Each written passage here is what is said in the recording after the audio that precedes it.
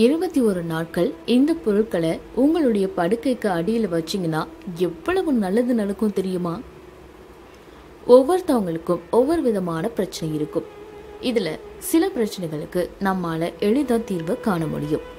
ஆனால் நம்மளால் தீர்வு காணவே முடியாத அளவில் சில பிரச்சனைகள் இருக்கும்.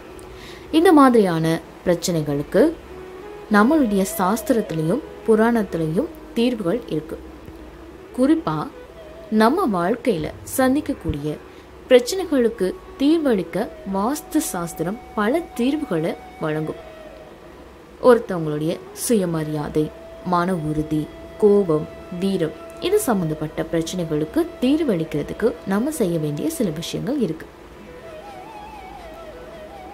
இந்த பிரச்சனைகளுக்கு முக்கியமான காரணம்னா நம்மளுடைய கோபம் கூட இருக்கலாம்.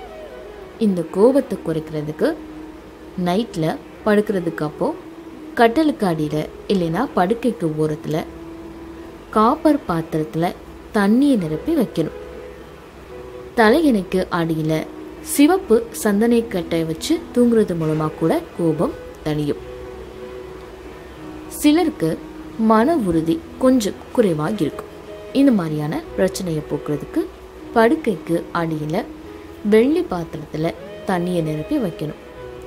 இல்லைன்னா வெள்ளி ஆபரணம் ஏதாவது ஒன்று எப்போவுமே நீங்கள் போட்டுக்கிட்டே இருக்கணும். இதனால் உங்களுடைய மன உறுதியில் ஒரு நல்ல மாற்றம் தெரியும். உங்களுக்கு எந்த ஒரு செயலை செய்கிறதுக்கும் தைரியம் இல்லை அப்படின்னா தலையணைக்கு அடியில் தங்கம் இல்லைன்னா வெள்ளி ஆபரணங்களை வச்சு தூங்குங்க. வேணும்னா வெண்கல பாத்திரத்தில் தண்ணியை நிரப்பி கட்டிலுக்கு அடியில் வச்சு தூங்கலாம்.